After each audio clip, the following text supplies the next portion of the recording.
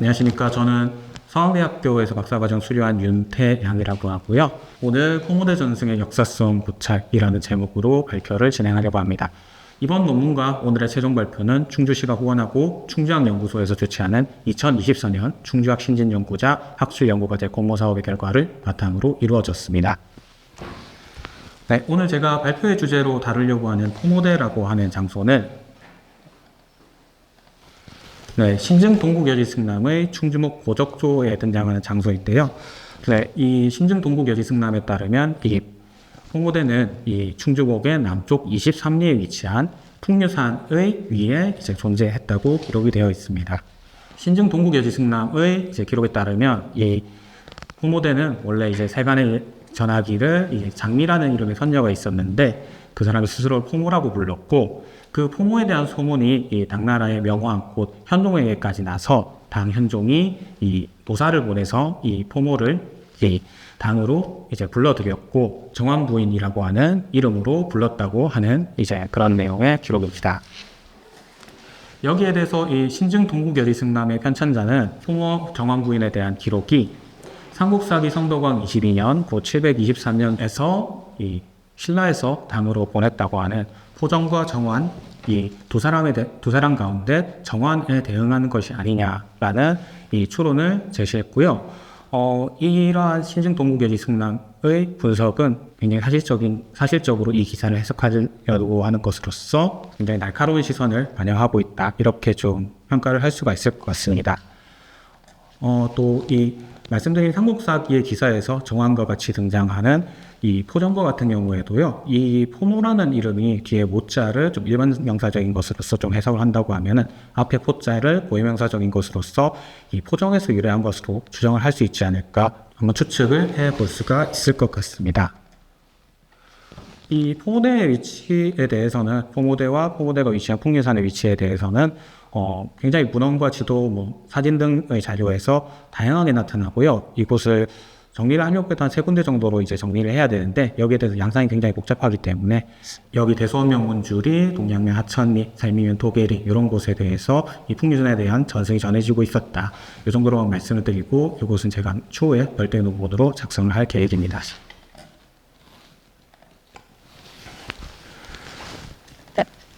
네, 이러한 포모대 전승 같은 경우에는 아쉽게도 그 근현대 역사학에서는 특별히 주목받지 못한 채 간헐적으로만 언급이 되었고요. 다만 충주에서 이 구비문학 등의 민속 자료를 수집하는 과정에서 수차례 정리가 되어서 이 도서에 실린 적이 있는 정도입니다.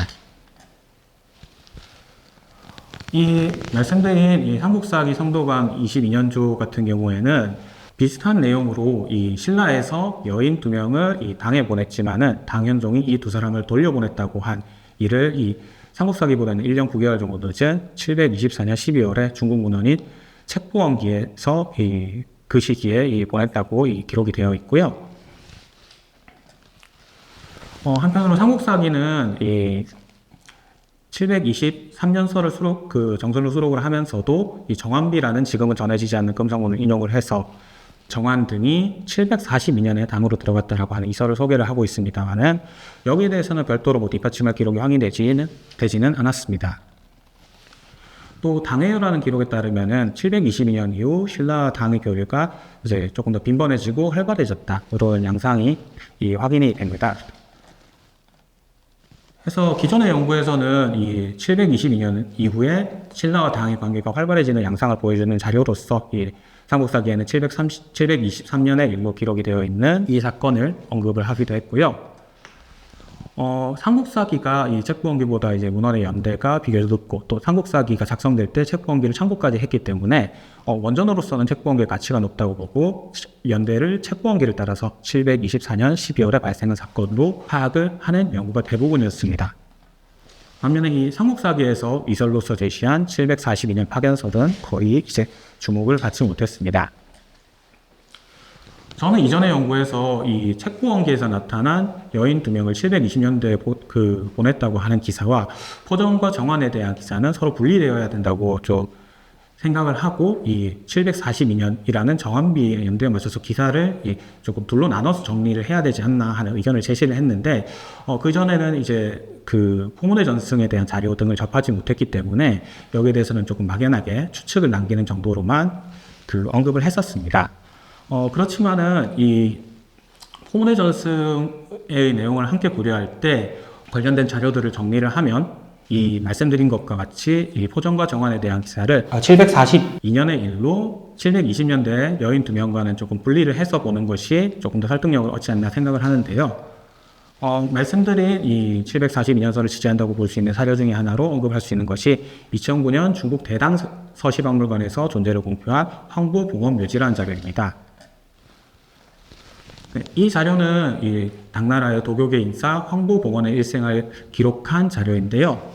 이 기록에 따르면 천보 초에 황보봉원이 비희일 등의 인물과 함께 신라에 와서 경전을 신라에 전했다라고 기록을 하고 있습니다. 이 천보초는 이 742년으로 이 선행연구에서 언급이 되고 있고요. 또 이 황보봉원과 비희일 등은 745년에 다시 신라에서 당으로 돌아간 것으로 지금까지 연구가 되어 있습니다. 그런데 이 742년부터 745년까지의 동향이 이렇다고 하면은 한 가지 이제 기존에 이제 이미 좀 잘 알려진 자료 중에서도 좀 새롭게 볼 수 있는 자료가 있는데요. 이 삼국유사 경도강 충남사 표운대덕조에 따르면은 경도강이 덕경 등을 예를 갖추어서 받았다고 하는 기록이 짧게 언급이 되어 있습니다.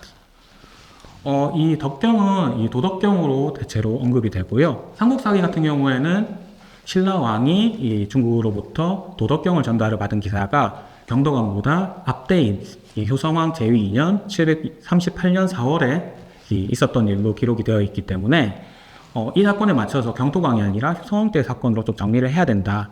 이렇게 이제 기존의 연구에서 언급이 되어 왔습니다만은 앞서 말씀드린 대로 황보봉원 묘지를 통해서 이 742년 무렵에 이 황보봉원과 비일 등이 신라에 와서 도덕경을 전달을 했다고 하면은 742년은 이 효성왕에서 경도강으로 왕위가 교체가 되는 해이기 때문에 그 해에 맞춰서 이 황보봉원 등이 경도강에게 도덕경을 전달을 했다고 이 삼국유사의 문헌을 수정하지 않고 그대로 볼 수 있게 된 것이죠.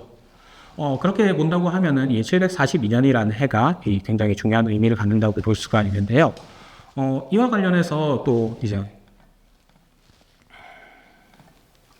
이와 관련해서 이 신증농국여지승남 홍유산 포무대조의 이제 내용이 좀 중요하게 판단이 되는 것이 당 현종이 이 도사를 보내서 이 포무 정왕 부인을 이 신라에서 당으로 불러들였다라고 한 기사가 언급이 됩니다. 이것은 이제 742년 무렵에 신라에서 당의 이 도교계 인사를 맞아들인 일이 있었다는 점을 고려할 때 충분히 사실적인 것으로 좀 판단을 할 수 있을 것이라고 생각이 되고요. 그 앞서 말씀드린 대로 황보봉원묘지와 이 삼국유사의 기록을 참고할 때 그 시기는 742년 그 무렵으로 비정이 되기 때문에 정한비에서 이제 말한 이 도사령에서 요청을 받아서 포정과 정환 등이 신라에서 당으로 보내졌다고 할 수 있는 연대를 742년으로 정리를 해도 괜찮을 것이라고 좀 생각이 되는 것이죠. 그런 면에서 삼국사기에서 제시했던 이설, 이 정한비에서 말한 742년설을 다시 한번 응용해 볼 필요가 있다고 생각이 됩니다. 네, 그렇다고 하면은 사실 신증 동국여지승남은 16세기에 편찬된 지리지 자료로서 지역사적 의미를 갖는 자료인데요. 이러한 자료가 사실 그 정사체 역사 문헌 같은 경우에는 아무래도 이제 중앙정부에 의해서 정리되어서 이 중앙정부 중심의 기록이 남을 수밖에 없기 때문에 그러한 시각에서 볼 때 갖는 약점, 그 맹점 같은 것을 보완하고 또 수정할 수 있는 자료로서 이 포무대 전승이 충분한 가치를 갖는다고 말씀을 드릴 수가 있을 것 같고요.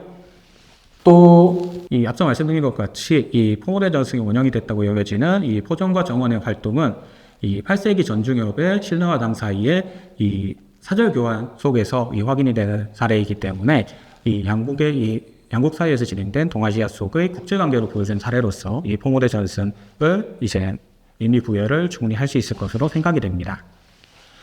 또 이 포정과 정환이라는 인물은 사실 지금까지의 연구에서 거의 이름만 알려져 있다시피 한 그동안의 행적이나 삶이 거의 이제 언급되지 않았던 사람이기 때문에 또 이제 신라 여성을 논할 때 대체로 여왕이나 왕비와 같은 왕실 여성을 중심으로 해서 지금 살펴보는 것이 주를 이루어왔음을 좀 고려할 때 그러한 왕실 여성 밖의 또 다른 형태의 신라에서 살아갔던 여성의 삶을 보여주는 사례로서 이 포모드 전승을 통한 추론이 의미를 갖는다고 할 수 있겠습니다. 네. 말씀드린 것과 같이 이 포모드 전승의 기초가 되는 포정 정황과 관련해서는 신라에서는 이 성도왕에서 효성왕으로 또 효성왕에서 경도왕으로 왕위가 넘어가는 동안에 이 동향을 좀 살펴보는 것이 중요할 것이라고 생각이 되고요. 당 같은 경우에는 이 동안에 이 당현종을 장기간 제위하면서 당의 입장을 드러냈다고 볼 수가 있겠습니다. 그래서 이 장에서는 이 시간대 중에서도 특히 730년대 이후 당에서 진행된 도교 진흥책과 그것을 이제 받아들여서 신라에서 효성왕 때를 특히 전후로 해서 당의 도교 정책이 전파되어 나가는 과정, 이것을 좀 살펴보려고 하고요.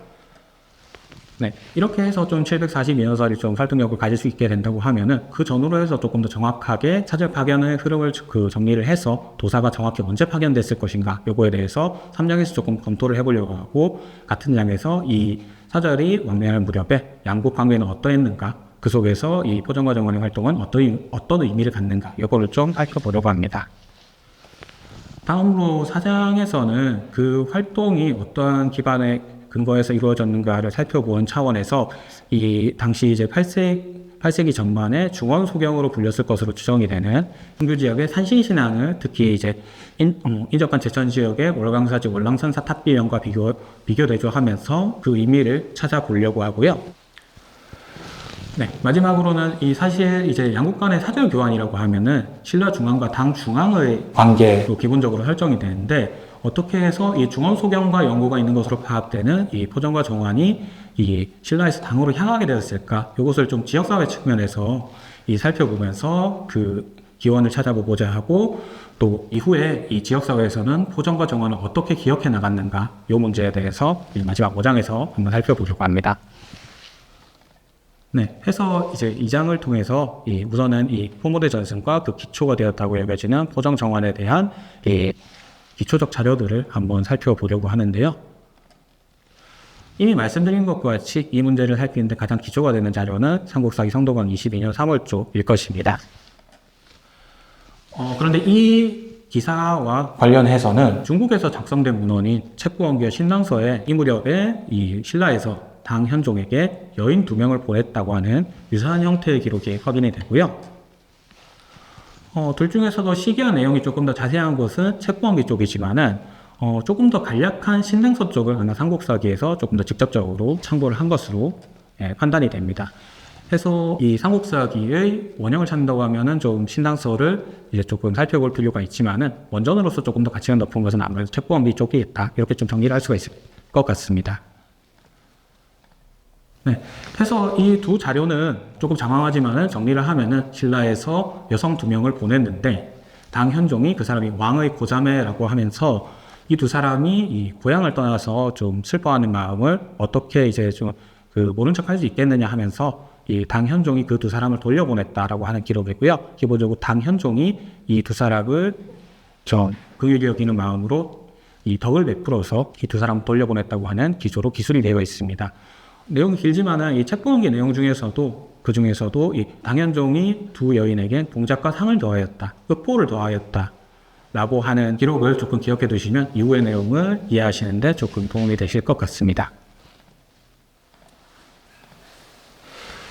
이 두 자료와 다시 한번 이 비교를 하게 되면은 삼국사기의 내용은 중국 사료 측과 비교해서 좀 인명이 좀 자세히 나오는 것이 좀 특징적이고요. 포정과 정환 외에도 포정과 정환의 아버지인 천승남아 충운대사라는 인물들이 확인이 되고 있습니다. 또 이 파견 연대에 대해서 742년 파견서를 주장하는 정환비라는 아마도 국내에서 전래되고 있었을 독자적인 출처 자료를 제시를 하고 있고요.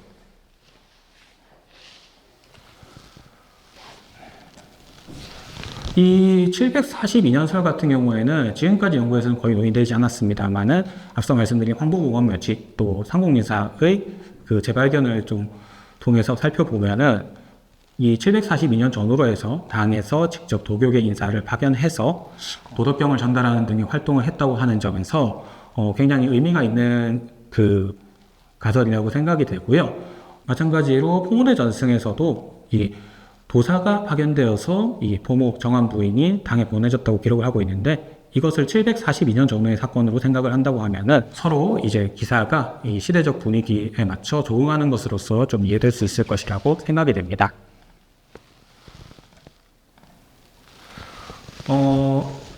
그러니까 742년 전후의 상황을 이해하기 위해서는 이 무렵 당의 정책을 좀 이해하는 것이 필요한데요. 당 같은 경우에는 농서희 씨가 이 황씨를 차지를 하고 있었고, 노자의 성명이 이의로 전해지고 있었기 때문에 이 농서희 씨 측에서 노자를 이 자신들의 그 선조로서 설정을 하고, 이 노자를 숭배하는 차원에서 도교를 진행하는 정책을 꾸준히 펼쳐왔습니다. 특히 당 현종 같은 경우에는 725년부터 732년 동안 경전 도덕경에 대해서 주석을 달고, 또 이전에 주석에 대해서 또 주석을 다는 소 작업을 진행을 하는데, 이것을 당 현종이 직접 진행했다고 해서 어주어소라고 합니다.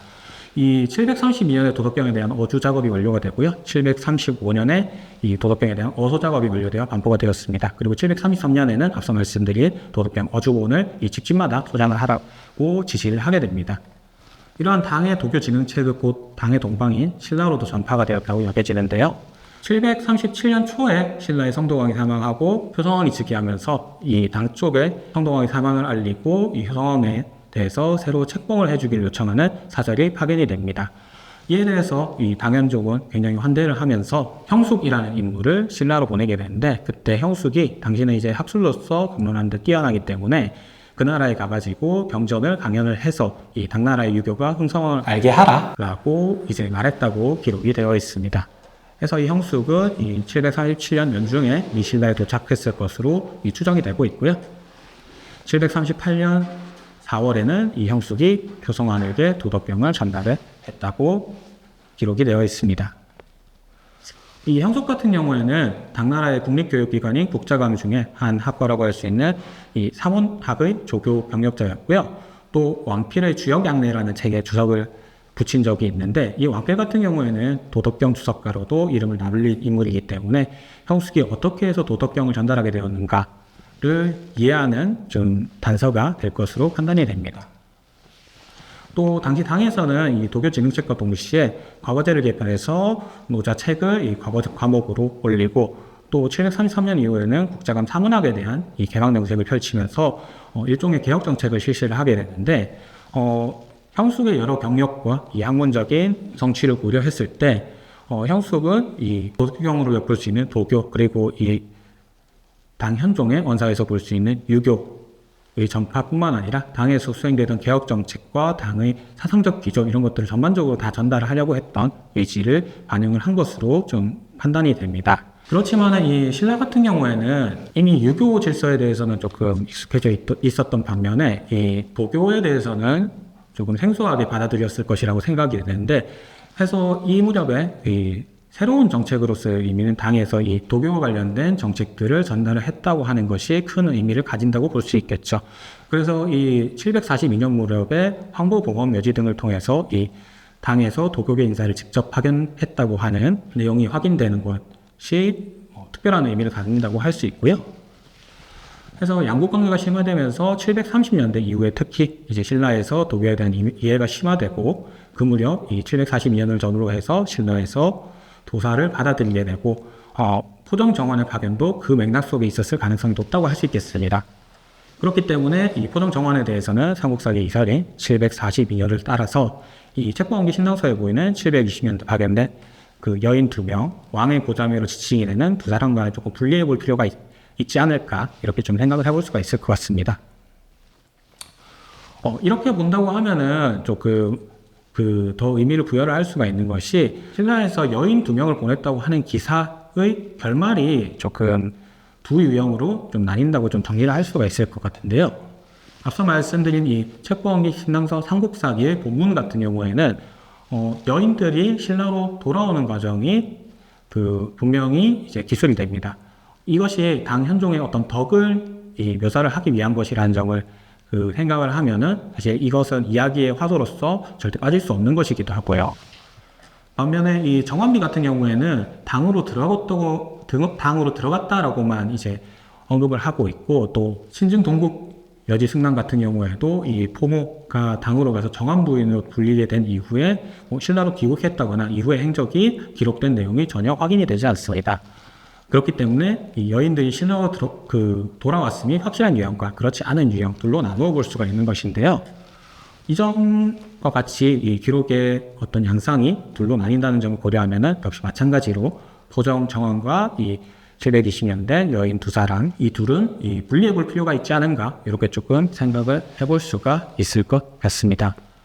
해서 이렇게 742년설이 조금 더 설득력이 있다고 하면은 이에 관련된 기록들을 조금 더 면밀 정리를 해서 742년 전후에 어떠한 시대 분위기가 흐르고 있었고 그 속에서 도사는 언제 파견되었고 또 포정정화는 어떤 경위에서 파견되었는가, 요거를 조금 이해해 볼 필요가 있을 것 같은데요.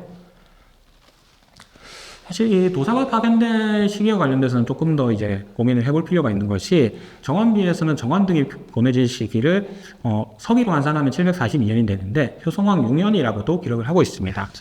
그런데 효성왕은 이 742년 5월에 사망을 했고, 그렇기 때문에 이 효성왕 6년이라고 이제 기록이 되어 있다고 하면은 742년 중에서도 이 5월 이전에 이제 신라에서 당으로 이제 향했다고 볼 수가 있는데, 그것은 이 742년 5월에 당의 신라 사절이 도착했다고 하는 기록으로부터도 짐작을 할 수가 있습니다. 신라 사절이 5월에 도착을 했다고 하면은 신라에서는 조금 더 빨리 출발을 해야 되는 것이니까요.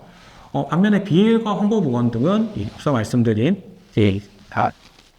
그 황보북원 묘지와 이 삼국리사의 기록을 종합을 해볼 때 그 경덕왕에게 이 경전을 전달을 했다고 정리가 될 수가 있거든요. 그렇다고 하면은 이 742년 5월 이후에 이 당에서 신라에 도착했다고 볼 수가 있는데, 이렇게 되면은 이 포정 정환이 이 비일과 황보북원 등보다 먼저 이 확인된 것이기 때문에 포정 정환의 파견을 이 풍호대 전승을 통해 볼 때 요청했다고 하는 이 도사를 비일과 황보북원 등으로 볼 수는 없는 것이죠. 그렇다면 그 이전에 어떤 도사가 파견이 되어서 이 포정 정환의 파견을 요청하는 그 행위를 했다고 판단을 할 수가 있는데, 그러면은 일단 앞서서 임명이 확인된 인물로 737년 파견되었던 형숙이라고 볼 수가 있겠는가, 이렇게 생각을 해볼 수가 있는데, 사실은 이 형숙은 학술로서 강연하는데 뛰어난 인물이었다, 이런 것이 명확하게 기록이 되어 있고, 또 경력이 이 사문조교라는 이 직책을 맡고 있었기 때문에 학자적인 관료로 보는 것이 좀 타당할 것으로 판단이 됩니다. 그렇기 때문에 종교계 인사인 도사로 인지되었을 가능성은 좀 낮다고 판단이 되고요. 그렇기 때문에 형숙 또한 이 포정과 정원을 파견할 것을 요청한 이 도사로 보기에는 조금 무리가 있다, 이렇게 좀 설명할 수가 있겠습니다. 네. 해서 이 도사가 형숙도 아니고 비일 황보북원도 아니라면은 조금 별도의 인물을 아예 설정을 할 필요가 있겠는데, 이 형숙이 당의 도교 진흥책을 전달한 결과 포정 정원이 파견된 것이기 때문에 이 737년과 742년 사이에 그 확인되는 신라와 당 사이의 사절을 정리를 함으로써 당에서 도사가 파견되었을 만한 시기를 좀 지목을 할 필요가 있겠는데요. 당시 사절 왕래를 좀 정리를 해보면은 737년 12월 신라에서 당으로 향했던 사절이 한 건 확인이 되고, 738년 3월에 이 신라에서 당으로 가서 하정을 했다고 하는 김원현이라는 이 인물이 사절로서 확인이 됩니다. 또 740년 3월에는 그 반대 방향으로 이 당에서 신라로 이 사절이 향해서 효성왕비를 책봉했다고 하는 이 기록이 확인이 됩니다. 요 세 사례 중에서 이 왕래하는 과정에서 이 도사를 등반했을 가능성이 가장 높은 사절이 어느 쪽일까 생각을 해보면은 이 셋 중에서는 세 번째가 가장 가능성이 높다고 할 수가 있겠는데요. 우선은 시간적으로 이 742년 포정 정환의 파견과 가까운 것이 3번이기도 하고, 또 방향성을 고려했을 때 당에서 신라로 도사가 와서 요청을 한 것이기 때문에 그 방향성을 고려하면 당에서 신라로 사절이 파견되었다고 보이는 것은 이 740년 3월 이 세 번째 사례가 가장 유력하다고 할 수가 있겠습니다. 또 이 형숙은 이 739년 정월까지 신라에 체류하면서 효성왕으로부터 선물을 전달받았다고 이제 추측이 되는데, 그렇다고 하면은 당 현종이 특별히 임무를 이제 부여를 하면서 이제 파견했던 형숙을 제치고 다른 사절편에 도사가 끼어서 이 국왕에게 어떤 의사를 전달했다, 그래서 이 도사가 어떤 요청을 해서 이 그 포모 정원 부인이 이제 당으로 파견되는 그런 경위가 기록이 되었다라고 보기에는 조금 어색하다고 볼 수 있는데, 이 형숙이 머물던 시기에 이 신라에서 당으로 향했던 두 건의 사절은 그래서 도사를 동반했다고 보기에는 조금 의아하지 않나, 이렇게 좀 생각을 해볼 수가 있겠습니다. 해서 정리를 하면은 세 번째 이 740년 3월 당에서 신라로 향해서 이 효성비를 책봉했다고 여겨지는 사절, 이 사절에 그 도사가 동반해 와서 포정과 정원이 파견되는 계기가 되는 요청을 했다고 보는 것이 타당하다고 할 수가 있겠습니다. 그래서 이 왕래를 정리하면은 이 다음과 같이 좀 도식화가 될 수가 있겠는데요. 이 중에서도 한 가지 눈에 띄는 동향이 이 형숙이 737년 10월부터 739년 정월까지 적어도 이동안에 신라에 체류했다. 그리고 742년부터 745년 무렵까지 비일과 황보부 원군도 신라에 체류했다고 하는 이러한 모습입니다. 이 말씀드린 것과 같이 740년 3월에 이 당의 사절에 동반해서 도사가 왔고 742년에 이 포정과 정관이 이 당으로 파견됐다고 본다고 하면은 740년에 파견된 사절이 대략 2년 정도 마찬가지로 신라에 체류했을 가능성이 있는 것이거든요.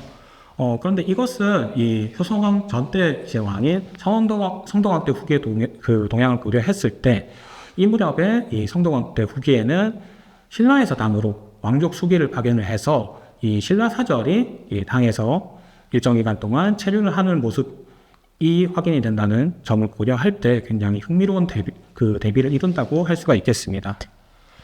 곧 이 성동왕 때 후기에는 이 신라 사절이 당에서 체류하면서 어떤 문화를 수입하거나 양국 교류를 주선하거나 이런 역할을 했다고 볼 수 있는 반면에 효성왕 때 들어서는 반대로 이 수기에 대한 기록은 효성왕 때는 이제 그 공식적 기록에서 더 이상 보이지가 않습니다. 그런 반면에 당의 사절에 신라에 체류하면서 어떤 문화적인 정책 같은 것을 전달을 하고 양국의 교류를 중개를 하는 그런 역할을 맡았다고 볼 수가 있고요. 이런 절차가 이렇게 당의 사절이 신라에서 반복적으로 체류하는 모습이 조금 확인이 된다고 하면은 양국 간의 긴밀한 협의를 통해서 진행되었을 가능성을 좀 언급할 수가 있겠습니다. 그런 측면을 좀 살펴볼 수 있는 것이 이 경전 전달이 한 차례 이루어진 것이 아니다라고 하는 것인데요. 앞서 말씀드린 대로 738년에 신라에서는 이미 형숙으로부터 도덕경 어조본으로 추정되는 도덕경을 전달을 받은 적이 있었습니다. 그런데 이 742년에 들어서 이 황보부건 등이 다시 이제 그 경독광에게 도덕경을 전달했다고 기록이 되어 있는 것이죠. 이거를 단건으로 본다고 하면 사실 742년에는 이미 이 신라에 전달됐던 경전을 왜 또 전달하는지 사실은 이해를 하기는 어려운 것이거든요. 그렇지만은 양국 간에 당시에 어떤 협의 체제가 성립이 돼 있었고 양국 간의 이 질서를 정례화해 나가고 관습화해 나가는 그 과정이 진행이 되고 있었다고 하면은 도덕경을 전달하는 것 동안 이러한 의례 하나로서 반복적으로 나타난다, 이렇게 좀 설명을 할 수 있지 않을까 생각을 해볼 수가 있겠습니다. 해서 이러한 맥락 속에서 이 포정과 정환 또한 신라에서 당으로 파견이 됐다고 할 수 있는 것인데, 그렇다고 해도 조금 궁금한 것은 왜 이 742년 시점에 이 포정과 정환을 그 두 여인을 신라에서 당으로 보냈을까 하는 점입니다. 720년대에 앞서 말씀드린 대로 왕의 고자매가 당현종에게 이미 보내졌다가 돌려보내진 사례가 존재를 하고 있었던 상황에서 742년에 다시 거의 유사한 유형으로 이 포정과 정환을 파견을 하게 된 것이죠. 그러면은 당연히 이제 당에서 다시 돌려보내겠지라고 생각을 할 수가 있는 것인데, 그럼에도 불구하고 왜 두 사람을 보냈을까? 한 가지 생각을 해볼 수 있는 것은 왕의 고자매가 돌아올 때 당으로부터 부인 의포를 이제 수여받았다고 하기 때문에 이 부인 의포를 수여받는 것과 관련해서 이 포정 정환을 파견된 의도가 관련이 되어 있는 것이 아닐까 생각을 해볼 수는 있을 것 같습니다. 왜냐하면 포모드 전승에서도 이 정환 부인이라는 호칭이 중요한 요소로 나타나고 있기 때문인데요. 그렇지만 이 부인의포 같은 경우에는 우선 당의 관직제도에 따르면은 적어도 5품 이상의 관료의 가족에게만 사유가 되던 봉작인데, 신라에서 이전에 사절을 보낸 사례를 고려하면은 이 17등급 신라 관위 중에서 9위를 차지하던 인물에게 이 5품 정도에 해당하는 풍계와 간직을 내린 적이 있기 때문에 포정 정원의 이 가족인 천승 추궁 같은 경우에는 이 신라 마인으로는 11위, 12위에 불과한 인물입니다. 그렇기 때문에 이 두 사람의 딸을 보냈다고 하면은 사실 그 당에서 이 환산을 해서 대응을 시켜보면은 관이 풍계로서 이 품보다 낫다고 볼 수 있기 때문에 이들이 여성 봉작을 수여받아 왔을 것이라고 보기에는 좀 어려울 것 같습니다. 또 정원 부인이라는 명칭 또한 당에서 이 부인호포는 앞에 이 어떤 국부인, 어떤 군부인, 어떤 현부인 이런 식으로 해서 이 지명이 붙는데 이 정원 부인 같은 경우에는 사실은 앞에 정환이라는 지명이 붙었다 이렇게 해석을 할 수는 없는 것이거든요. 그렇기 때문에 어떤 부인호포를 받는 것을 굉장히 중시를 해서 이 신라에서 두 사람을 보냈다 이렇게 보기도 조금 어려울 것 같습니다. 해서 이 두 사람을 사실은 이 관이라는 측면에서 봤을 때도 왕의 고자매와는 이 분리를 해서 봐야 되는 것인데 그렇다면 이미 한번 이 돌려보내졌는데 왜 다시 한번 이 여성 두 명을 보냈는가를 이해하려고 하면은 이 사람들이 이들과 좀 구별되는 사례로서 포정정원이 어떤 역할과 기능을 수행할 수 있었다 이렇게 좀 이해를 하는 것이 좀 타당할 것이라고 생각이 되고요. 그런 이 역할과 기능을 생각해 보려고 하면은 삼국사기에는 더 이상 사실은 조금 판단하기는 어려운 부분이 많습니다. 자료가 굉장히 영세하기 때문에 그렇기 때문에 포문의 전승을 살펴보므로써 이들이 어떠한 역할, 기능을 갖고 있었을까를 조금 추측을 해볼 수 있을 것 같은데 거기에 대해서 이 사전과 오정에서 다뤄보려고 합니다. 앞서 이 포문의 전승에서 제가 거의 언급하지 않은 내용이 있는데요. 이 포무가 원래 이제 장리라는 이름을 갖고 있었다는 내용입니다. 사실 이 장리라는 이름에 대해서는 가장 먼저 좀 생각을 해볼 수 있는 것은 이 이름이 왜 이 기록에 등장을 할까? 왜냐하면 이 포모라는 이름 같은 경우에는 포모대라는 이 지명에 직접적인 유래가 되고 있습니다. 또 정원부인 같은 경우에는 이 포모의 성취지위로서 굉장히 자랑할 만한 것이다. 이런 차원에서 언급을 할 수가 있었을 것인데 장리는 사실 왜 언급되었을까? 이거를 좀 확실히 역할과 기능을 짓기는 어려운 것이거든요. 다른 한편으로 이 장미를 생각을 하면은 이 충주 분들이라면은 이 장미산성을 좀 떠올릴 수가 있으실 것 같은데 이게 방향으로는 사실은 포모대를 어디로 생각을 하든 포모대 방향과는 거의 반대에 있다고 해도 좋을 위치에 있는 그런 장소이고 다만 이 장미라는 이름은 이 신증 동국예지승남에서도 이 장미산의 장미와 같은 표기로 나타난다는 점을 조금 주목을 해볼 수는 있을 것 같습니다. 다른 한편에서 생각을 해보면은 이 장미산성 같은 경우에는 이미 이 8세기 때 그러니까 포정 정원이 활동했다고 여겨지는 그 시대보다 훨씬 이른 이 삼국시대에 이미 장미산성이 축조되어서 도시경관을 형성을 하고 있었다. 이렇게 좀 이해를 할 수가 있다는 점을 염두에 둘 필요는 있겠습니다. 네. 해서 이 두 가지 점을 어떻게 종합을 해서 정리를 할 수 있을까? 생각을 해보면 저는 이렇게 좀 정리를 할 수가 있을 것 같아요.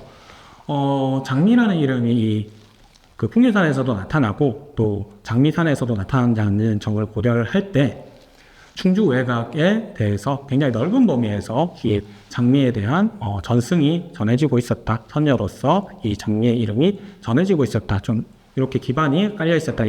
이해를 할 수 있을 것 같습니다. 그러다가 8세기에 이 포정정원의 활동에 대한 정보가 장미의 전승 위에 한 층위가 더 깔리게 되면서 특히 풍류산을 중심으로 해서 조금 더 막연한 상태에서 구체적인 형태로 전승이 발달해 나갔다. 이렇게 조금 설명을 할 수 있을 것 같고요. 이런 과정은 다시 말하자면 이 장미에 대한 전승이 지역별로 좀 다르게 발달하면서 이 분자로 파편화되고 있었다고도 말씀을 드릴 수가 있을 것 같은데 거기에 대해서 이것을 좀 극복하려는 이 노력으로서 언급을 해볼 수가 있는 것이 이 신증 동국예지승남의 연주연조의 내용이라고 할 수 있을 것 같습니다. 이 내용에 따르면은 연주의 여선이 이 풍류산의 여성과 같은 인물인데 때때로 연주연에서도 이제 왕래를 하고 또 풍류산에서도 논의었다 이렇게 좀 설명을 하고 있습니다.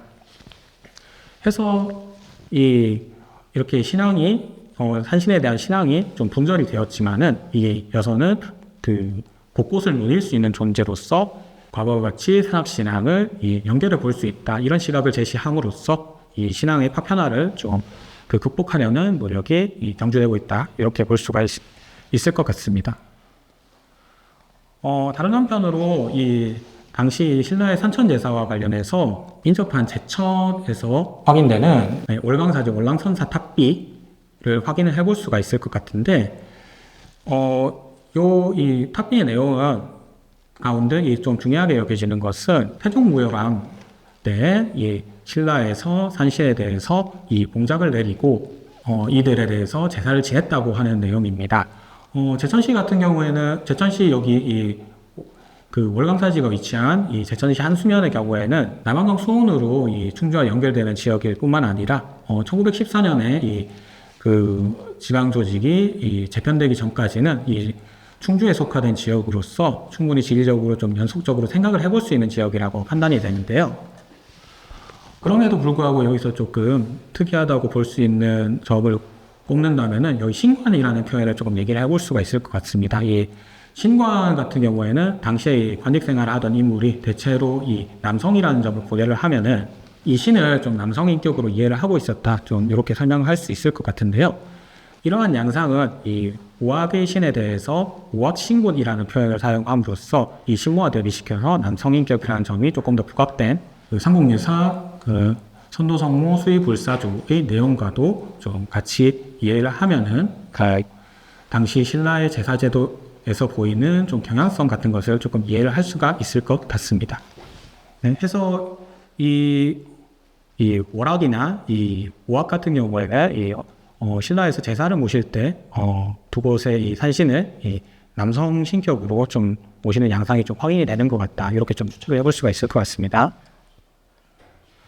물론 그 삼국사 김유신 열전에서 이 삼산의 신이 여신으로 나타나는 것이나 앞서 말씀드린 이 선도성모가 여성으로 나타나는 것으로 봐서 산신이 무조건 남성이다 이렇게 말씀을 드리는 것은 아닙니다. 다만 이제 자연물에 대한 신앙 같은 경우에 신라 시조 성환이 별과 은하수의 뜻을 갖는 것이나 수의전 우망석 법사전에서 이 여우기 시인에 대한 신앙이 보이는 것들을 보고하면은 이 자연물에 대한 신앙은 본래 자연물 그 자체에 대한 것이다가 인격으로 발달을 하면서 이 성별을 좀 부여받았다고 좀 추측을 할 수가 있는데, 그렇다고 하면은 이 신라 시대 산신을 제사 지내는 과정에서 역사적인 흐름을 거치면서 조금 더 이 남성 인격이라는 인격의 부여가 이루어지는 경향성이 강했을 가능성 좀 생각을 해볼 수가 있을 것 같고요. 그렇기 때문에 장미는 이 선녀였던 것으로 나타나지만은 이후 시대에 좀 남성 인격으로 재해석될 여지가 충분히 있었다고 여겨집니다.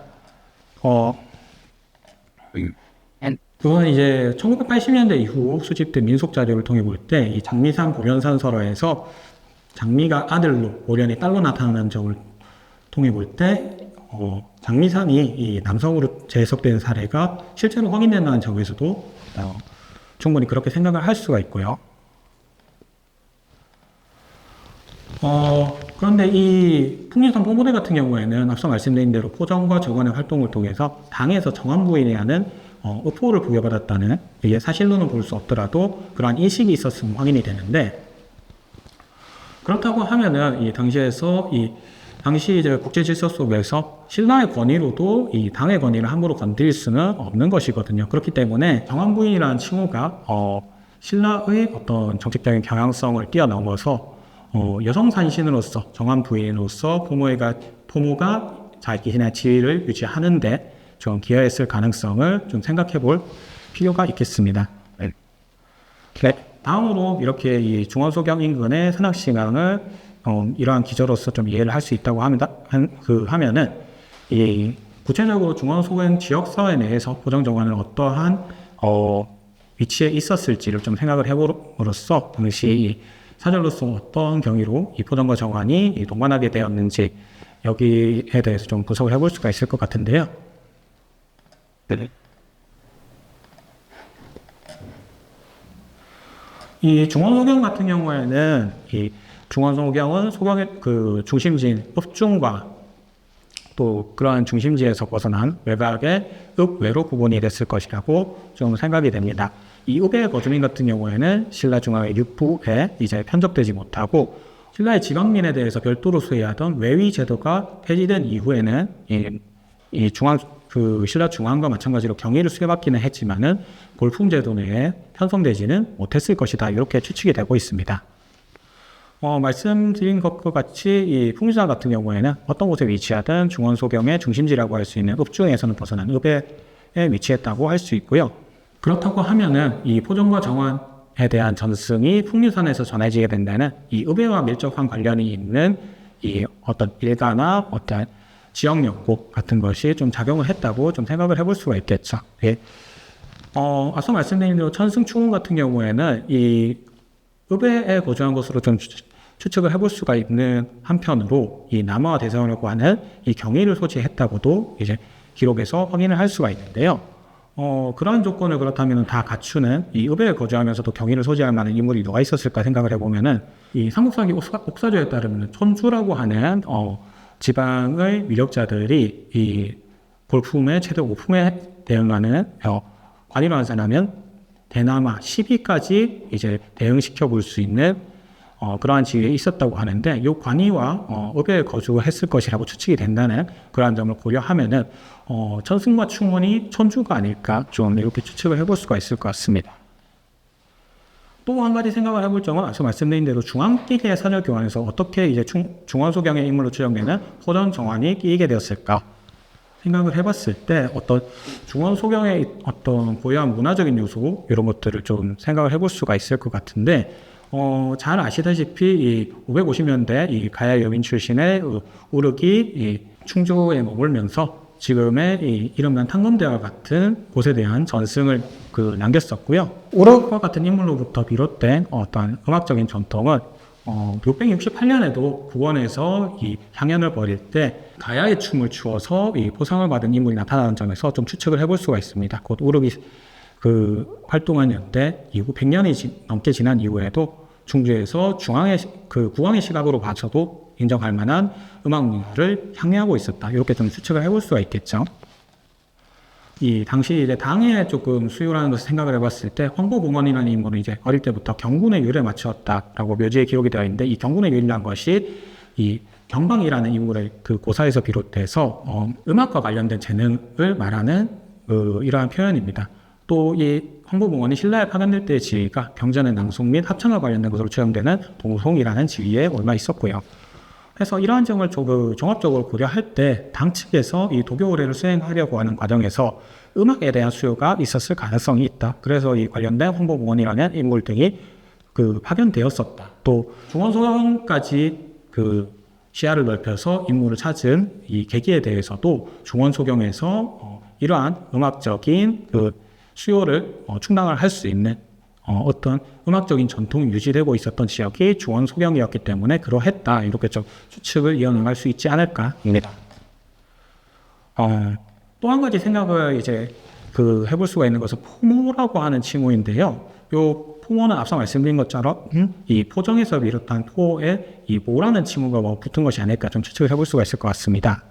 그렇다면 왜 모라는 칭호가 붙었을까? 어떤 이 산악신앙과 관련이 있다고 하면은 지모신적 개념과 관련해서 이 선도성모와 같이 모가 붙은 사례가 아닐까 좀 생각을 해볼 수도 있을 것 같기는 한데, 하지만 선도성모 정성에서는 이 선도성모가 이 동방으로 와서 신라 시조왕을 잉태하고 또 출산했다는 문처 그대로의 어머니로서의 이 요소가 포함이 되어 있는 것이거든요.